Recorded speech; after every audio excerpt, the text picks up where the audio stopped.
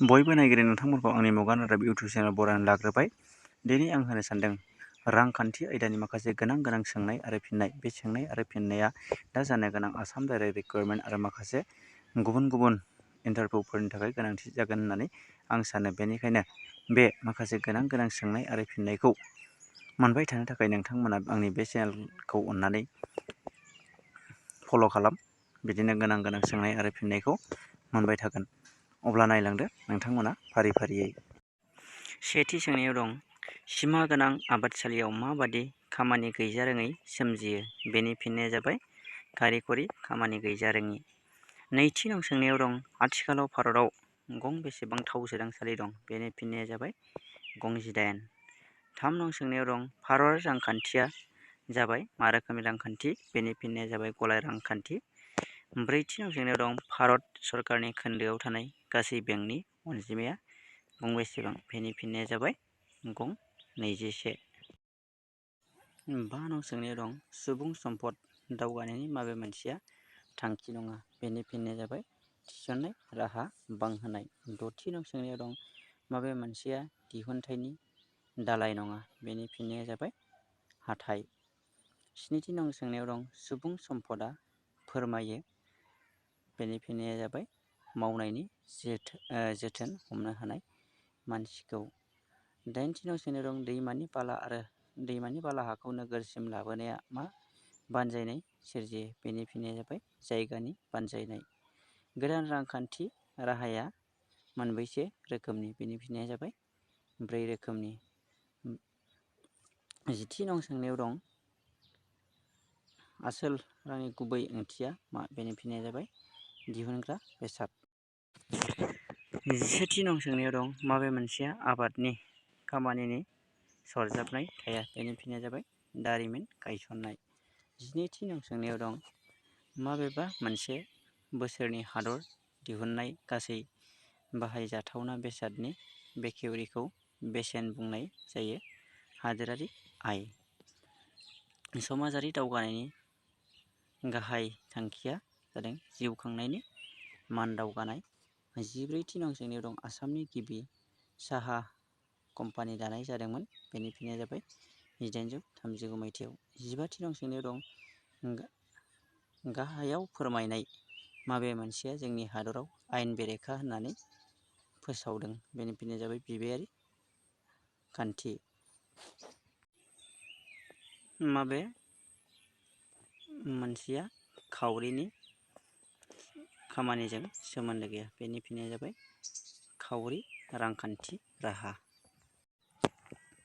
17थि नं सोंनायाव दं, आबुं बादायारि हाथाइयाव गर आयनि हांखोआ जादों अनुभुमिक। 18थि नं सोंनायाव दं, भारतनि 14 गाहाय बेंकखौ मायथाइनि 19 जुलाइआव सरकारि खालामनाय जायो? बेनि फिननाया जादों 1968 मायथाइयाव। गाहाय मन्त्रि रजगार यजना हाबाफारि बाहायनाय जाजेनदोंमोन? बेनि फिननाया जादों 1993 मायथाइयाव। 20थि नं सोंनायाव दं, रांखान्थि दावगानायनि आय दिन्थिग्राया जाबाय गुबै हादरारि आयनि बांनाय मान। 22थि नं सोंनायाव दं, माबे मोनसेया खाउरि नङा? आसोल खाउरि नङा। बेनि फिननाया जाबाय दाहार होनाय खाउरि। 23थि नं सोंनायाव दं, माबे मोनसेया फालांगियारि बेंकनि खामानि नङा? बेनि फिननाया जादों गोलाव समनि दाहार होनाय। 24थि नं सोंनायाव दं, भारतनि जिउ बीमा गौथुम गायसननाय जादोंमोन? 1956 मायथाइयाव। 25थि नं सोंनायाव दं, माबे मोनसे रायजोआ असम रांखान्थियारि गौथुमनि खामानि बुब्लियाव गोग्लैयो? बेनि फिननाया जाबाय अरुणाचल। 26थि नं सोंनायाव दं, माबे मोनसे लाइफाङा बिलाइ सिरिनाय बिदिन्थि नङा? बेनि फिननाया जाबाय नाहर। 27थि नं सोंनायाव दं, मिथिंगायारि गेसखौ माबे खामानियाव बाहायनाय जाया? बेनि फिननाया जाबाय अर जलायनि खामानियाव, माने अर लगायनायनि खामानियाव। 28थि नं सोंनायाव दं, भारतआव रेडिअ' फोसावजेननाय जायो? 1927 मायथाइयाव। 29थि नं सोंनायाव दं, आसामाव मोन बिमान बन्दर दं? माने मा होनो बेखौ एयारपर्ट नि अनजिमाया जाहैबाय आसामाव गासै मोनद'। 30थि नं सोंनायाव दं माबे मोनसेया गुदि मोनथायनि सिङाव? बेनि फिननाया जाबाय मावनाय। 31थि नं सोंनायाव दं माबे गंसे गौथुमा भारतआव इयुनाव बेंक सरकारि जानो नाङा होननानै सुबुरुन होदों? बेनि फिननाया जाबाय नरसिंह आफाद। 32थि नं सोंनायाव दं हादरारि खनिज खान्थि फोसावनाय जादोंमोन? बेनि फिननाया जाबाय 1993 मायथाइनि मार्च दानाव। 33थि नं सोंनायाव दं नुमलिगड़नि सोदांसालि गायसननाया लोगोसे माबे रायजोनि फसंथानजों सोमोन्दो दं? बेनि फिननाया जाबाय IBP। 34थि नं सोंनायाव दं माबे मोनसेया गोसोम रां सोमजिनायनि जाहोनाव? बेनि फिननाया जाबाय रायजोआरि आयनि अनजिमा बांनाय। 35थि नं सोंनायाव दं माबे बेसादखौ भारतआ गुबुन हादरनिफ्राय लाबोआ? बेनि फिननाया जाबाय माइका। 36थि नं सोंनायाव दं माबे मोनसेया बिथोनारि रांनि अनसुंथाइ नङा? बेनि फिननाया जाबाय मोनगोननि सहि थाया। 37थि नं सोंनायाव दं ओनसोलनि नाजानायाव फसंजानाय आसामनि गिबि बेंकआ जाबाय गुवाहाटि बेंक।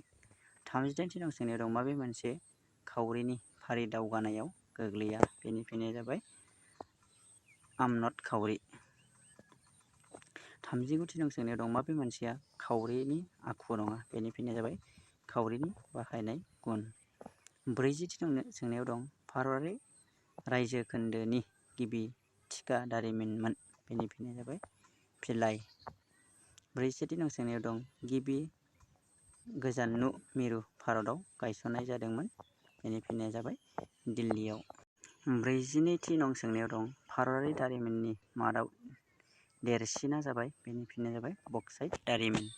43थि नं सोंनायाव दं माबे मोनसेया रांखान्थि समाजारि जेंना नङा? बेनि फिननाया जाबाय सुबुं हाबफैनाय। 44थि नं सोंनायाव दं आसामनि सिमेन्ट दारिमिना जादों बकाजानाव। 45थि नं सोंनायाव दं रायजो खोन्दोनि गिबि थाव सोदांसालि फज'यो? बेनि फिननाया जाबाय नुनमाथियाव। 46थि नं सोंनायाव दं माबे मोनसे दारिमिनाव बक्साइट बाहायनाय जाया? बेनि फिननाया जाबाय मिथिंगायारि दारिमिनाव। 47थि नं सोंनायाव दं माबे मोनसेया इलेक्ट्रिक दिहुननायनि गुदि नङा? बेनि फिननाया जाबाय माइका। याव हासारनि अनगायैबो माबे मोनसे खनिज मुवायाव भारतआ आबुं नंजोबा? बेनि फिननाया जाबाय तामनि गुन्दै। तामनि गुन्दैयाव हासारनि अनगायैबो माबे खनिज मुवायाव भारतआ आबुं नंजोबा। 49थि नं सोंनायाव दं माबे मोनसे खनिज मुवाया बेफ्रुनायाव बाहायो? बेनि फिननाया जाबाय माइका। 50थि नं सोंनायाव दं माबे मोनसेया दाफुंफिनजाथाव मुवा नङा? बेनि फिननाया जाबाय खैला। खैलाया थारमाने खामबानो जोबलाङो, बेनि थाखायनो बेयो दाफुंफिनजाथाव नङा, दाफुंफिनजाथाव खनि मुवा नङा।